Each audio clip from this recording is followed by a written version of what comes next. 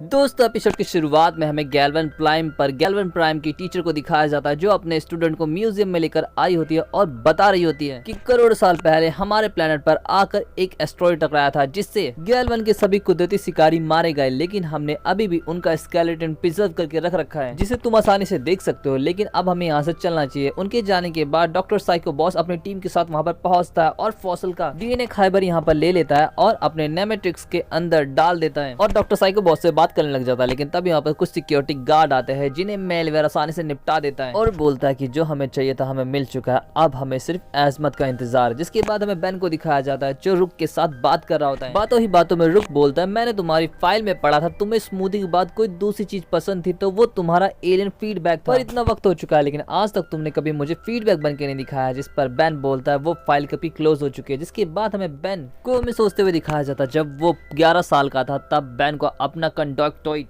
Alien इतना पसंद था कि लड़ाई चाहे जैसी भी हो बेन हमेशा फीडबैक ही चुनता था। जिसके बाद बेन फिर से प्रेजेंट टाइम में आता है। रुक बोलता है कि दोस्ती और पार्टनरशिप सिर्फ विश्वास पर चलती है और तुम्हें मुझ पर विश्वास करना होगा।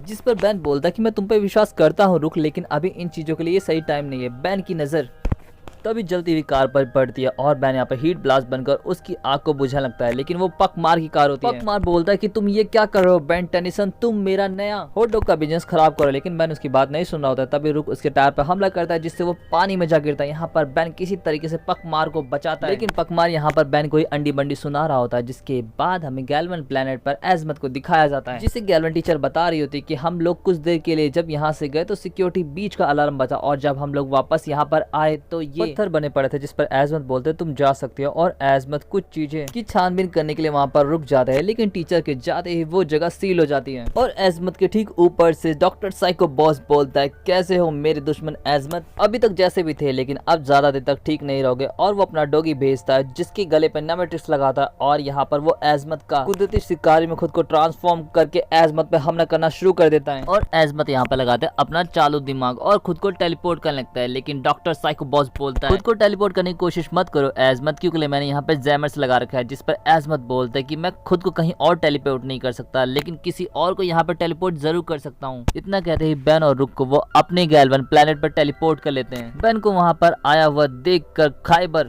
बोलता है ये तो बहुत अच्छा हो गया कि मेरा सबसे बड़ा शिकार चलकर यहाँ पर आ गया। जिसके बाद खाइबर सीटी बजाता है और उसका डॉगी बेन यूमंगोसौर के कुदरती शिकारी में खुद को ट्रांसफॉर्म करके उस पर हमला करने लगता है। यहाँ पर रुक अलग ही खुशी में होता है। वो एजमत को देख के ऐसे पागल हो रहा था जैसे उसने अपनी गर्लफ्रेंड को देख लिया। रुक का पूरा ध्यान एजमत पे होता है। बेन यहाँ पर अपने आप को तुरंत बॉल बीबल में ट्रांसफॉर्म करता है, लेकिन यहाँ पर वो बॉल बीबल का भी कुदरती शिकारी बन जाता है और बेन को पटक कर पेलने लगता है। बेन पकड़े जाने पे बोलता है रुक क्या मेरी मरने के बाद मेरी मदद करोगे, लेकिन यहाँ पर रुक को एजमत रोकते हुए बोलता है कि बेन खुद को संभाल सकता है लेकिन मुझे टेंशन बेन की नहीं है उस डॉगी की है जिसके पास वो नेमेट्रिक्स है। तभी एजमत की नजर हड्डी पे पड़ती है और वो प्रोटोटूल रुक से मांगते हुए बोलते है कि तुम जाकर उसका ध्यान भटकाओ। जिस पर रुक बोलता है बिना प्रोटोटूल के मैं क्या कर सकता हूँ। फिर हमें बेन को दिखाया जाता है जो बिग चिल बनकर उस एलियन डॉगी को जमा देता है, लेकिन एलियन डॉगी जब बर्फ से बाहर आता है तो वो नेक्रोफिजियन का कुदरती शिकारी बन चुका था और बेन को हिप्नोटाइज करके यहाँ पर उसे खाने वाला होता है। तभी एजमत ने अपना काम पूरा कर लिया होता है और वो सीटी बजाता है जिससे वो डॉग वापस से नॉर्मल हो जाता है। लेकिन यहाँ पर बार बार सीटी बजाने की वजह से वो डॉग थक जाता है और इसी मौके का फायदा उठाकर एजमत उस पर चढ़कर उसके नेमेट्रिक्स के साथ छेड़छाड़ करने लगता है। एजमत को डॉगी के पास देखकर डॉक्टर साइको बॉस बोलता है कि उसे खत्म कर दो, जबकि खाइबर बोलता है कि नहीं मेरा शिकार एजमत नहीं बेन है और डॉक्टर साइको बॉस और खाइबर आपस में लड़ने लगते हैं। यहाँ पर एजमत के छेड़छाड़ करने की वजह से एजमत खुद मुसीबत में आ जाते हैं, लेकिन यहाँ पर सही समय पर एजमत को बेन सिटी पास कर देता है जिसकी वजह से एजमत छूट जाते हैं। लेकिन यहाँ पर अब वो डॉगी डॉक्टर साइको बॉस के कुदरती शिकारी में खुद को ट्रांसफॉर्म कर लेता है और एजमत के इशारा करते ही वो डॉक्टर साइको बॉस को पकड़ लेता है। बेन भी तुरंत खाइबर को पकड़ने जाता है लेकिन खाइबर वहाँ पर नहीं होता है। यहाँ पर डॉक्टर साइको बॉस बोलता है कि तुम्हें पता भी नहीं चला और तुम हार चुके हो। बेन बोलता है ये लाइन मैं पहले भी सुन चुका और उसे पास का वो इंसिडेंट याद आता है जब खाइबर ने ध्यान भटकाने के लिए हमला किया था जिससे मेलवेयर को वो सारा डेटा मिल सके जो रुक ट्रक में था। लेकिन यहाँ पर बेन पूछता है लेकिन उसे चाहिए क्या था, जिस पर रुक बोलता है तुम बैन अभी भी नहीं समझे, उसे वो सारे कोड चाहिए थे जिसके थ्रू वो यहाँ पर आ सके और किसी को पता भी ना चले। जिस पर एजमत बोलता है इस बार बैन संभल कर लड़ना, कहीं पिछली बार की तरह जैसे तुमने कंडक्टॉइड डीएनए खोया था और डीएनए ना खो बैठो। जिस पर बैन बोलता है मैं समझ सकता हूँ और फिर हमें बैन का फ्लैशबैक दिखाया जाता है जब बैन अपने कंडक्टॉइड एलियन के साथ मजे कर रहा है। पर ऑमलेटिक्स की बैटरी खत्म होने के बाद जब वो वैन में पहुंचता है तो वहाँ पर एजमत बैन का वेट कर रहे होते हैं। यहाँ पर एजमत बोलते हैं बैन जिस तरीके से तुम कंडक्टॉइड एलियन का इस्तेमाल कर रहे हो उस तरीके से तुम्हारे ऊपर उसका डीएनए हावी होने का खतरा बढ़ता जा रहा है, जो कि बिल्कुल अच्छी बात नहीं। इस पर बैन गुस्सा होकर बोलता है कि तुम क्या चाहते हो कि मैं अपने फेवरेट एलियन फीडबैक का इस्तेमाल ही ना करूं, और बैन नाराज होकर वहां से निकल जाता है। ग्वेन भी उसके पीछे जाती है उसे समझाने के लिए, लेकिन तभी वहां पर मेलवेयर पहुंचता है जो एजमत को वहां पर मारने आया होता है। यहाँ पर बैन के हाथ में ओमनाट्रिक्स देखकर वो और भड़क जाता है और बैन पर ही हमला कर देता है,